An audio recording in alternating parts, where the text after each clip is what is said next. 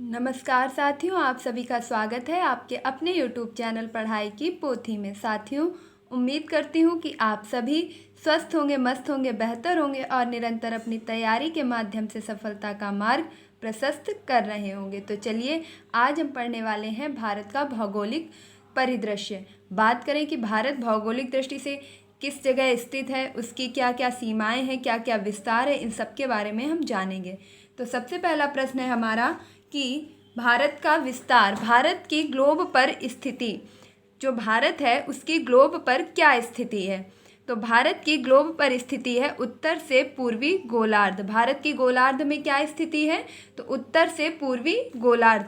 अब प्रश्न आपसे पूछा जाएगा कि भारत किस गोलार्ध में स्थित है, तो उत्तरी गोलार्ध में स्थित है और इसकी स्थिति क्या है, तो उत्तर से पूर्वी गोलार्ध। अब हम यहाँ पर देख लेते हैं कि किस प्रकार से यह कह दिया गया है कि भारत उत्तरी और पूर्वी गोलार्ध में स्थित है। तो हम मान लेते हैं कि यह पूरी पृथ्वी का जो ग्लोब है, इस ग्लोब में ये 0 डिग्री अक्षांश रेखा, इसके बाद ये आपकी 23.5 डिग्री कर्क और 23.5 डिग्री यहाँ पर है आपकी मकर। इस प्रकार अब अगर हम कहें कि भारत इस पूरे ग्लोब में कहाँ पर स्थित है, तो जो भारत है देखिए, इसे कहेंगे उत्तरी गोलार्ध और इसे कहेंगे दक्षिणी गोलार्ध। भारत हमारा ये भूमध्य रेखा जो कि पृथ्वी को 2 भागों में बांट रही है, बराबर भागों में, इसके उत्तरी गोलार्ध यानी कि ऊपर की साइड में भारत की स्थिति कुछ इस प्रकार है।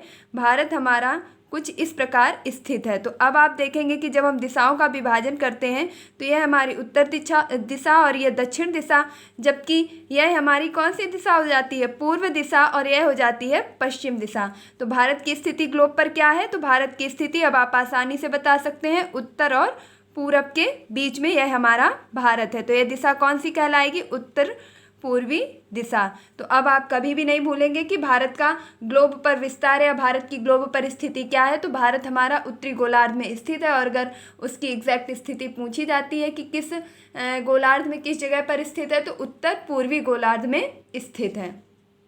देखिए, भूगोल पढ़ने का एक ही तरीका है कि आप चीज़ों को रटिए नहीं, आप चीज़ों को समझने की कोशिश कीजिए। यकीन मानिए, आप भूगोल को जितना ज़्यादा समझ कर पढ़ेंगे उतना ही आपको इंटरेस्ट आएगा और आप इन चीज़ों को कभी भी याद करने के चक्कर में नहीं पड़ेंगे, ये आपको ऐसे ही ध्यान में बनी रहेंगी। तो अब मैं उम्मीद करती हूँ कि आप इस चीज़ को कभी भी नहीं भूलेंगे कि भारत आपका किस गोलार्ध में स्थित है। तो भारत आपका उत्तरी गोलार्ध में स्थित है और ग्लोब पर अगर इसकी स्थिति पूछी जाएगी तो जैसा मैंने अभी आपको बताया कि ये देखिए उत्तरी गोलार्ध, ये दक्षिणी गोलार्ध, तो ये आपकी कौन सी दिशा हो गई, उत्तर दिशा, दक्षिण दिशा, पूरब दिशा, पश्चिम दिशा। और यह आपका जो भारत है यह किस दिशा में स्थित है, तो उत्तर और पूर्वी दिशा के बीच में कहीं आपका भारत स्थित है, इसलिए इसे कहते हैं कि भारत उत्तरी पूर्वी गोलार्ध में स्थित है। उम्मीद करती हूँ कि अब यह प्रश्न आपके हमेशा के लिए तैयार हो गया होगा। अगला प्रश्न है आपका कि भारत किस महाद्वीप में स्थित है। भारत किस महाद्वीप में स्थित है, तो देखिए, कुल जो महाद्वीप है वह 7 महाद्वीप हैं, जिसमें अगर बात की जाए कि जो एशिया महाद्वीप है, यह आपके जो गोलार्ध है उसमें उत्तरी गोलार्ध में एशिया महाद्वीप स्थित है। अब एशिया महाद्वीप जो है आपका, यह आपका सबसे बड़ा महाद्वीप है। तो अगर भारत का यह पूछा जाए कि भारत किस महाद्वीप में स्थित है, तो भारत आपका एशिया महाद्वीप में स्थित है और यह एशिया महाद्वीप के दक्षिणी भाग में स्थित है। कहाँ पर स्थित है, दक्षिणी भाग में। इस स्थिति को भी आप एक बार समझ लीजिए ग्राफ के माध्यम से। तो मैंने आपको जैसे यहाँ पर भारत की ग्लोब पर स्थिति बताई थी, इस प्रकार ही आप समझ लेंगे कि मान लीजिए यह आपका ग्लोब है और यह आपकी यहाँ पर 0 डिग्री अक्षांश रेखा है, यहाँ पर आपके क्या है, एशिया महाद्वीप है। उसके बाद अफ्रीका जो कि आपका बीच में स्थित है, फिर आपके यहाँ पर कहीं उत्तरी अमेरिका, इस प्रकार से कई जो है आपके 7 महाद्वीप। यहाँ पर है आपका अंटार्कटिका और यहाँ पर आपका आर्कटिक वृत्त है और यहाँ पर आपका अंटार्कटिक वृत्त है। तो इस जो उत्तरी दिशा है आपकी और यह है आपकी दक्षिणी दिशा। तो ये जो आपका भारत है, यहाँ पर आपका एशिया महाद्वीप है, ये पूरा एशिया महाद्वीप है और एशिया महाद्वीप के दक्षिण में यहाँ पर अगर बात की जाए तो ये हिस्सा आपका भारत है। यह हिस्सा कौन सा है, भारत है। देखिए, अगर आपके पास मैप है, अगर आपके पास विश्व का मैप है, तो वहाँ पर आप एशिया महाद्वीप की स्थिति देखिए और एशिया महाद्वीप के ठीक बिल्कुल निचले हिस्से में आपको कहीं पर भारत की स्थिति दिख जाएगी। जैसे यह आपके पूरा ग्लोब होगा और उसमें इस स्थान पर आपके एशिया महाद्वीप होगा और एशिया महाद्वीप के यहाँ दक्षिण भाग में ये जो स्थान होगा यह भारत का होगा। किसका होगा? भारत का होगा। तो उम्मीद करती हूँ कि अब आप समझ चुके होंगे कि भारत आपका किस महाद्वीप में स्थित है। तो भारत आपका एशिया महाद्वीप में स्थित है और एशिया महाद्वीप के भी किस भाग में स्थित है? तो एशिया महाद्वीप के दक्षिण भाग में स्थित है।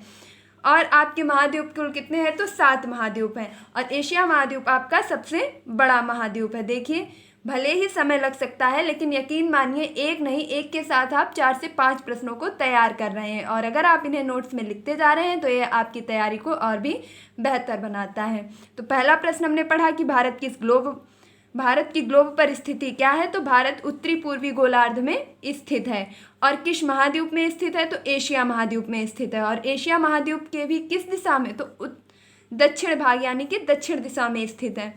अगला प्रश्न है भारत का उत्तर से दक्षिण विस्तार। जो भारत है उसका उत्तर से दक्षिण विस्तार क्या है? देखिए, थोड़ी बहुत अगर आपको बेसिक समझ है कि दिशाएं किस प्रकार होती हैं तो आप इन चीज़ों को आसानी से समझ पाएंगे। एक बार फिर से समझ लीजिए। मान लीजिए कि ये आपका पूरा भारत है, ये पूरा आपका क्या है? ये भारत है, ये पूरा आपका भारत का मैप है। अब इसमें मैं अगर आपसे कहूँ, देखिए हमेशा आपकी ऊपर वाली जो दिशा होती है उत्तर दिशा होती है और नीचे वाली दिशा दक्षिण दिशा और यह आपकी कौन सी दिशा? पूरब और यह आपकी पश्चिम दिशा। हो सकता है आप किस एंगल पे बैठे हैं ये आपके ऊपर डिसाइड करता है कि आप जिस एंगल में भी बैठे हैं आप अपने ठीक ऊपर मान लीजिए कि उत्तर दिशा है और ठीक नीचे दक्षिण दिशा है। आप भी अपने हिसाब से इसका जो है मैप तैयार कर सकते हैं। तो अब आपसे यह पूछा गया है कि भारत की उत्तर दक्षिण लंबाई कितनी है? देखिए, इसे रटिए मत, यकीन मानिए रटने से कोई फ़ायदा नहीं है, इसे समझ लीजिए। तो भारत की उत्तर और दक्षिण लंबाई कितनी है? इस चीज़ को हम याद रखेंगे कि उत्तर हम कैसे लिखते हैं। उत्तर लिखते हैं तो ऐसा लगता है कि हम 3 बना रहे हैं। कितना बना रहे हैं? 3 बना रहे हैं। तो उत्तर और दक्षिण लंबाई भारत की है 3214 किलोमीटर। भारत की उत्तर दक्षिण लंबाई कितनी है? 3214 किलोमीटर। अब यहीं पर बात की जाए कि पूरब से पश्चिम या पश्चिम से पूरब लंबाई कितनी है? तो पश्चिम से पूरब लंबाई है आपकी 2933 किलोमीटर। 2933 किलोमीटर, इस चीज़ को देख लीजिएगा।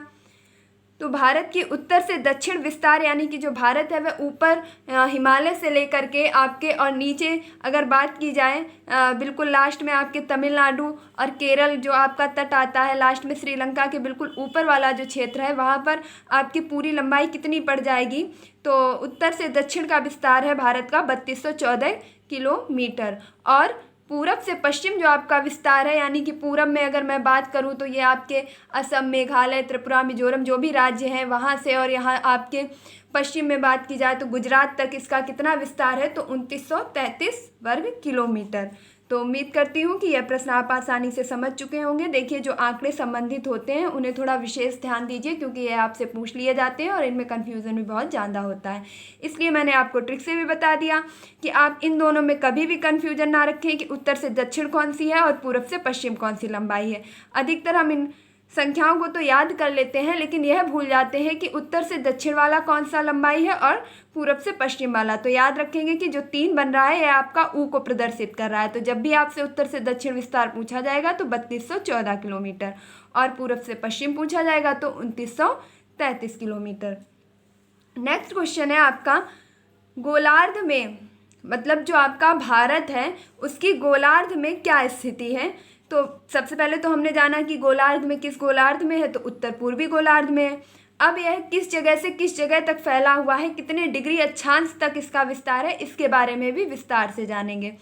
तो जो भारत है यह उत्तरी गोलार्ध में 8 डिग्री 4 से 37 डिग्री 6 उत्तरी अक्षांश और 68 डिग्री 7 से 97 डिग्री 25 पूर्वी देशांतर के मध्य स्थित है।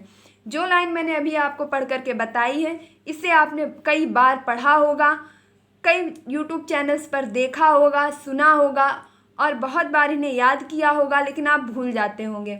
इसके बाद आप यह नहीं समझ पाते होंगे कि ये 68 डिग्री 7 है क्या, ये 97 डिग्री 25 है क्या, ये क्या चीज़ें हैं, समझ में नहीं आती। तो आइए मैं आपको इन्हें आसानी से समझा देती हूँ। जब आप इन चीज़ों को समझ जाएंगे तो आपको रटने की ज़रूरत नहीं पड़ेगी।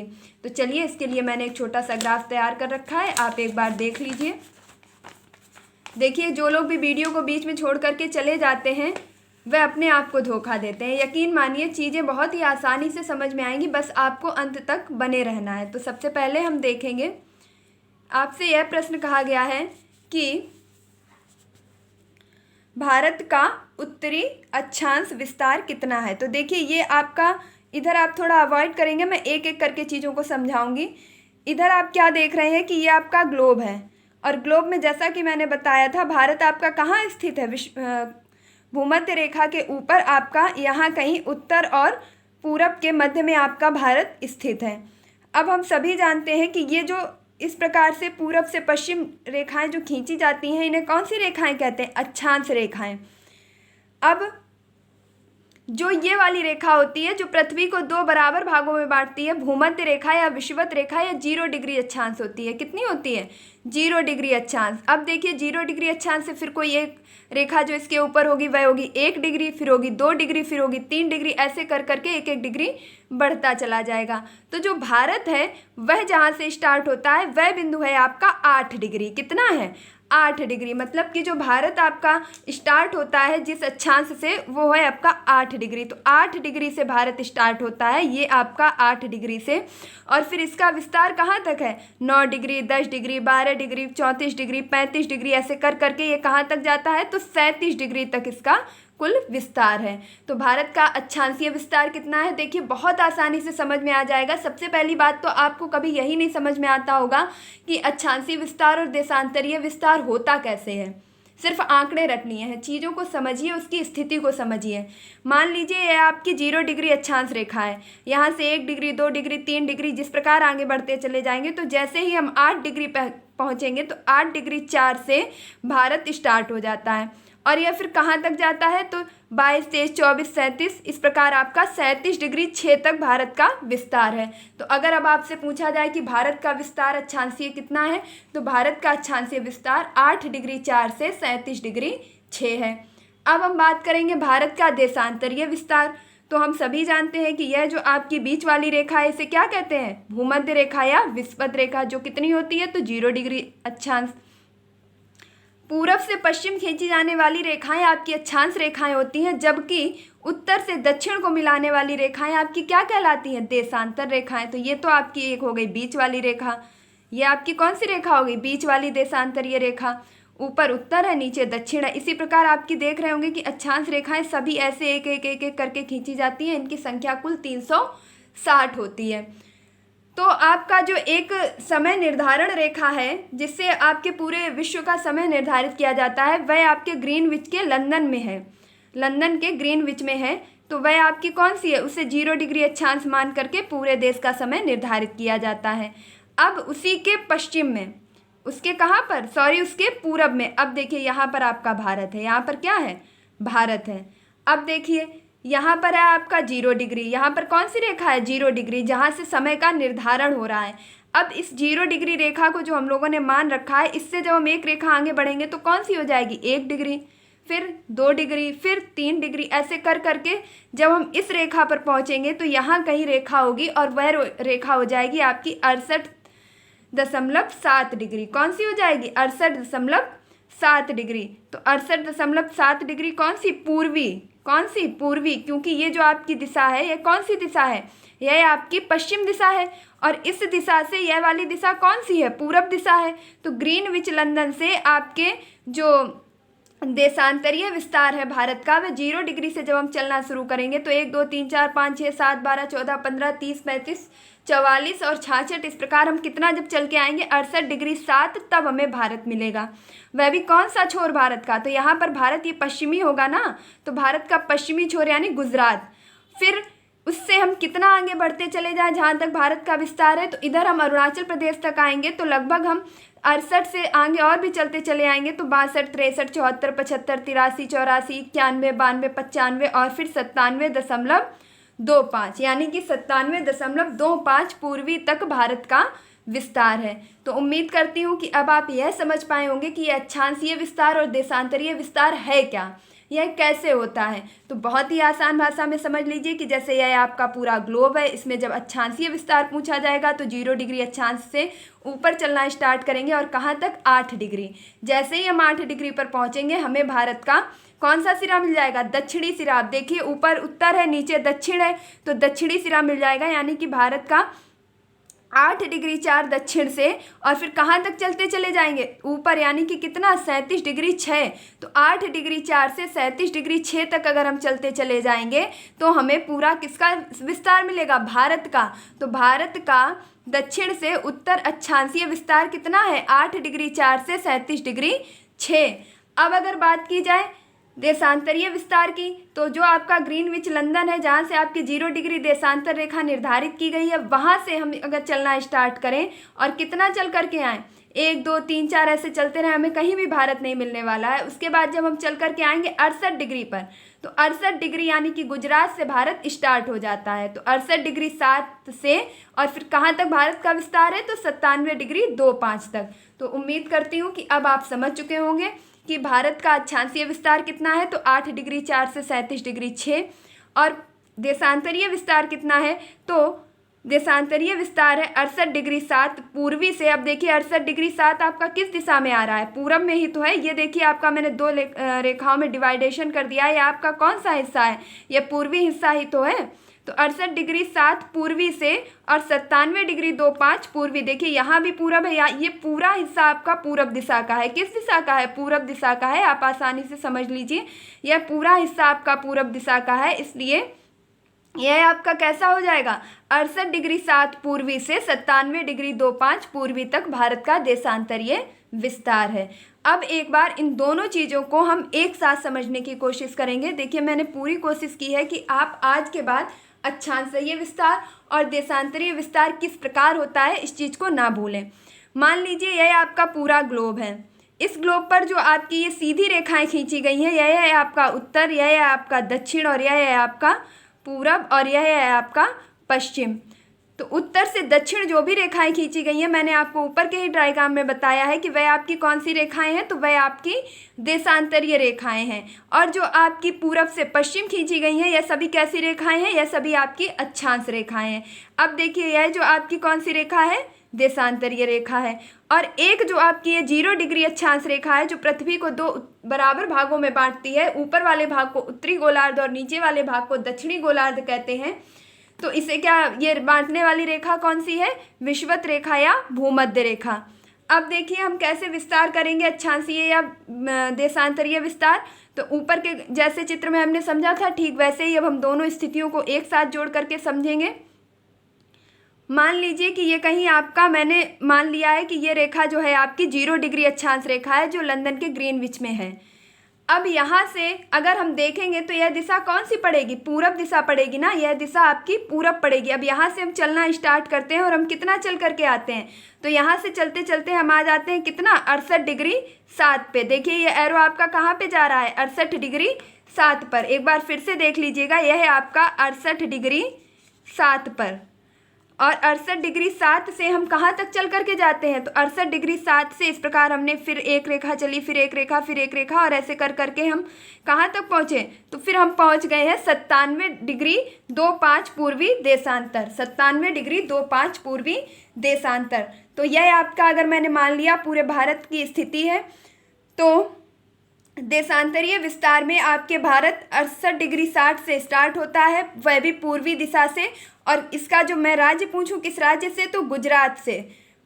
भारत कहाँ से स्टार्ट होता है? तो गुजरात से 68 डिग्री 7 से, और फिर कहाँ तक विस्तृत है? तो आपके सीधे चले जाएंगे 97.25 डिग्री तक, और ये कहाँ जा कर के खत्म होगा? तो अरुणाचल प्रदेश में।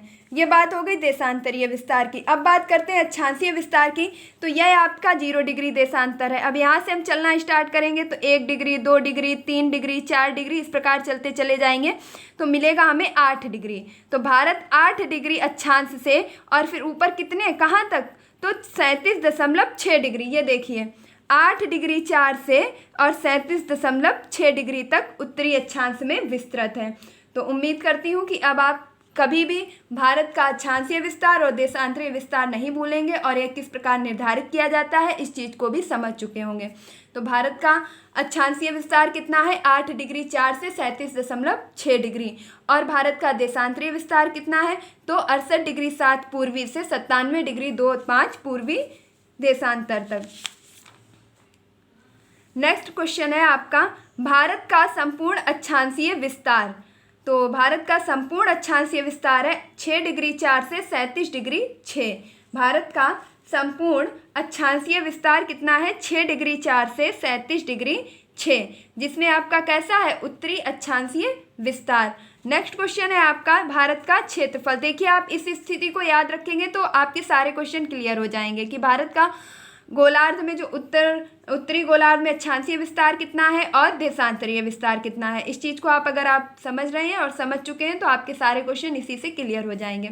नेक्स्ट क्वेश्चन है, भारत का क्षेत्रफल कितना है। तो पूरे भारत का क्षेत्रफल है 32,87,263 वर्ग किलोमीटर। भारत का क्षेत्रफल कितना है, 32,87,263 वर्ग किलोमीटर। देखिए यह वीडियो उन लोगों के लिए खास तौर पर बनाया गया है जिन्होंने इससे पहले भूगोल को बिल्कुल भी नहीं पढ़ा है और वो कुछ भी नहीं जानते हैं।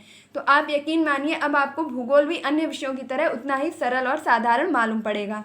बस आप वीडियो के अंत तक जुड़े रहिए और इस चैनल से अपना जो है कनेक्शन बनाए रखिए। जनसंख्या की दृष्टि से स्थान।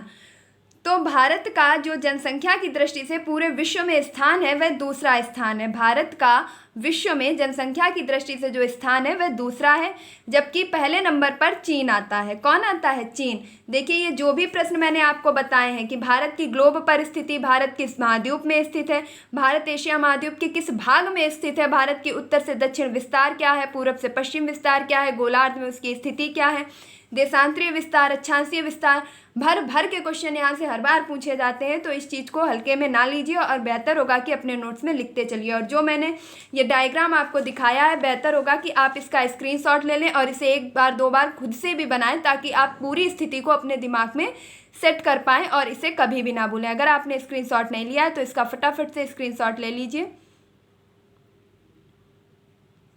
चलिए अब आगे देखिए, अगला क्वेश्चन है आपका, क्षेत्रफल की दृष्टि से स्थान। तो भारत का क्षेत्रफल की दृष्टि से कौन सा स्थान है, 7वां। देखिए आपका जो पूरा विश्व है उसमें सबसे ज़्यादा जनसंख्या किस देश की है। तो पूरे विश्व में सबसे ज़्यादा जनसंख्या अगर किसी की है तो वह चीन की है। किसकी है, चीन की।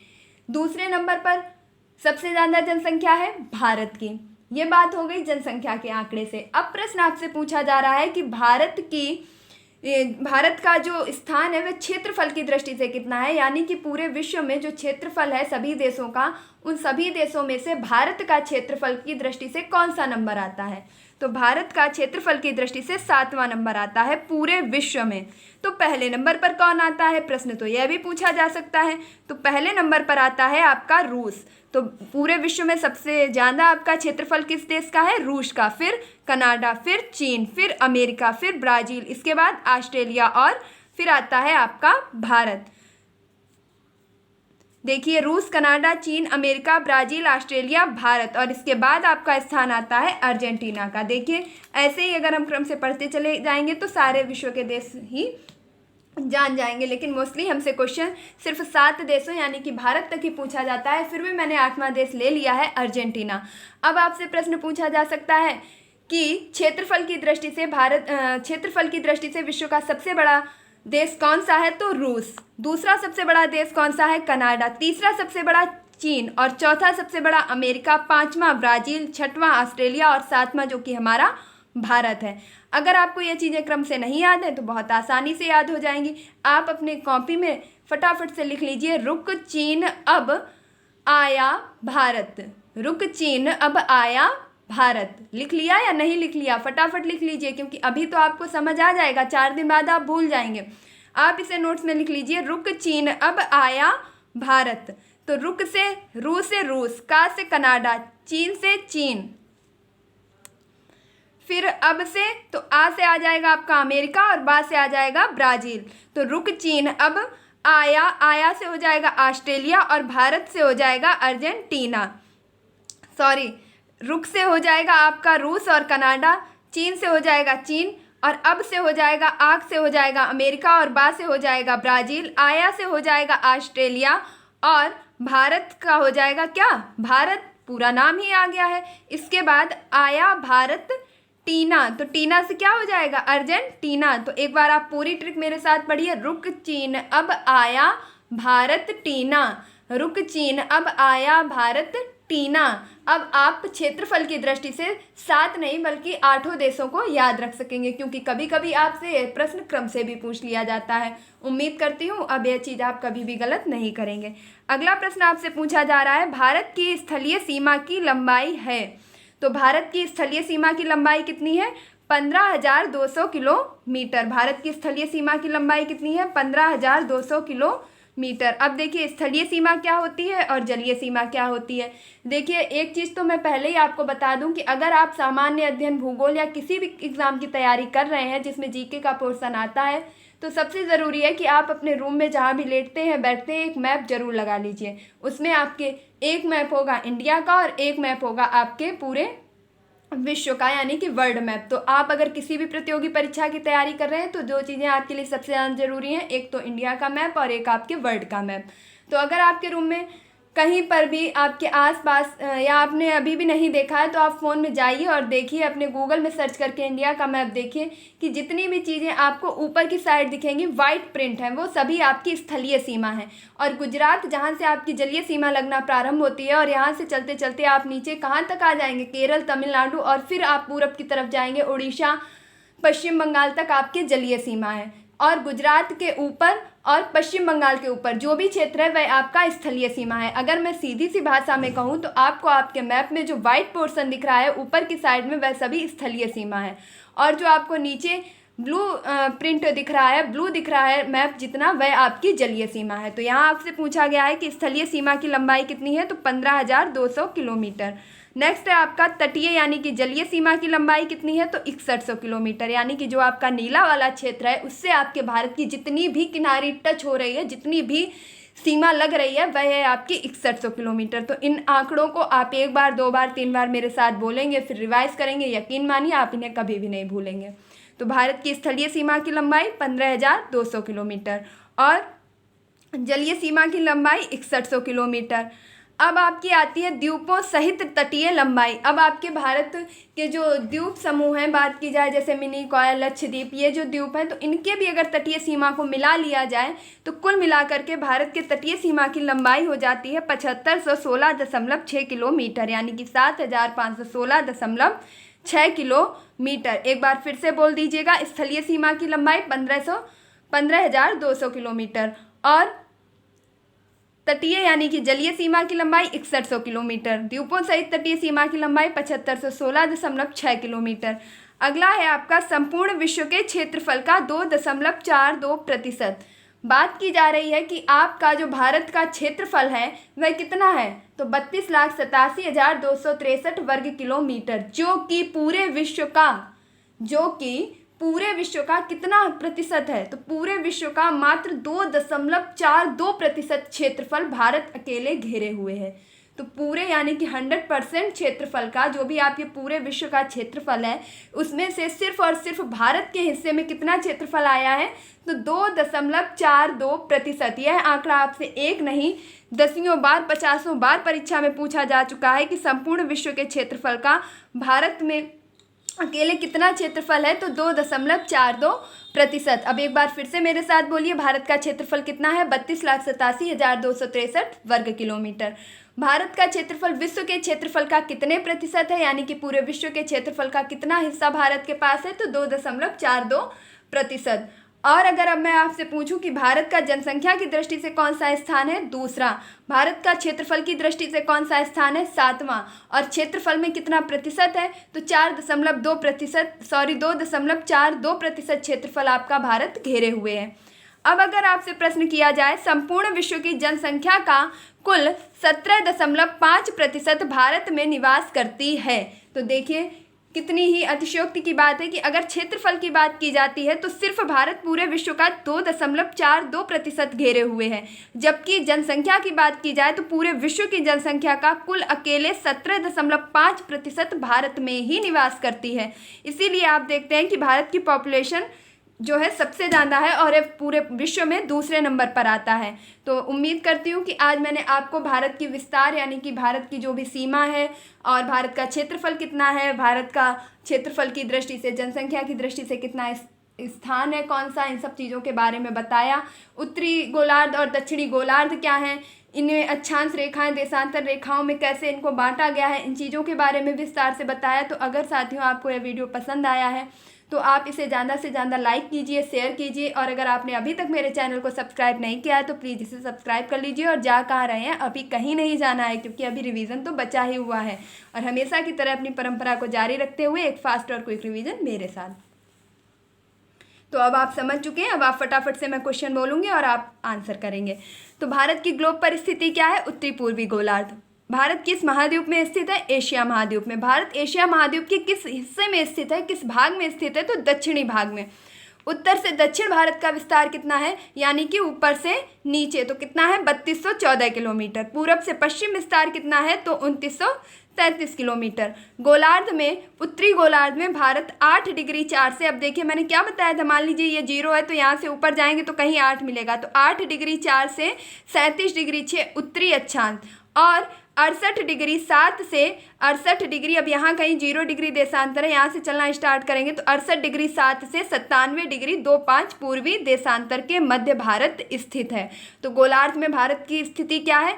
पहली बात तो भारत उत्तरी पूर्वी गोलार्ध में स्थित है, जिसमें यह अक्षांशीय विस्तार में 8 डिग्री 4 से 37 डिग्री 6 और पूर्वी देशांतर के मध्य 68 डिग्री 7 से 97.25 डिग्री देशांतर के मध्य स्थित है। भारत का संपूर्ण अक्षांशीय विस्तार कितना है? तो 6 डिग्री 4 से 37 डिग्री 6 उत्तरी अक्षांश।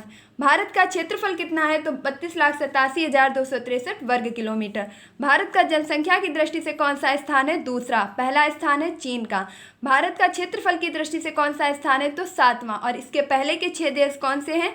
तो रुक, चीन, अब आया भारत, टीना। रुक से हो जाएगा रूस, का से हो जाएगा कनाडा, चीन से चीन, अब यानी कि आ से हो जाएगा अमेरिका, बा से हो जाएगा ब्राज़ील, आया से हो जाएगा ऑस्ट्रेलिया, और भारत तो स्वयं भारत का नाम ही ले रहा है, और टीना से हो जाएगा अर्जेंटीना। तो रुक, चीन, अब आया भारत, टीना।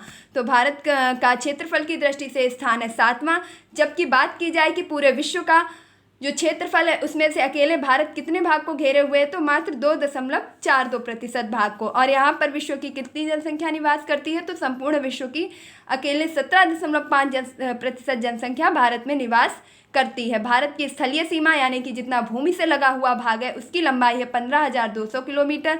जितना जलीय सीमा यानी कि जल से लगी हुई उसकी लंबाई है, सीमा है, वह है आपकी कुल 6100 किलोमीटर। अगर द्वीपों सहित इसकी तटीय लंबाई को जोड़ लिया जाए तो कुल 7516.6 किलोमीटर इसकी तटीय सीमा हो जाती है। तो प्यारे साथियों, बहुत ही मेहनत की गई है, बहुत ही एक एक चीज़ें इत्मीनान से आपको बताई गई हैं, और रिवीजन करने में मात्र 2 मिनट एक्स्ट्रा लगा है, और रिवीजन आपकी तैयारी को एक बेहतर दिशा देता है। तो आप यहाँ पढ़ें, कहीं पढ़ें, कुछ भी पढ़ें, हमेशा रिवीजन करते रहें। तो अगर आपको ये वीडियो अच्छा लगा है तो पुनः एक बार फिर से कहूँगी कि इस वीडियो ज़्यादा से ज़्यादा लाइक कीजिए, शेयर कीजिए, और अगर आपने अभी तक पढ़ाई की पोथी को सब्सक्राइब नहीं किया है तो प्लीज़ इसे सब्सक्राइब कीजिए और इस चैनल के सपोर्ट में आइए, इसे आगे बढ़ाइए, इसके सदस्य बनिए। आप लोगों से बस यही गुजारिश है कि इसे ज़्यादा से ज़्यादा शेयर कीजिए और प्लीज़ इसे सब्सक्राइब कीजिए।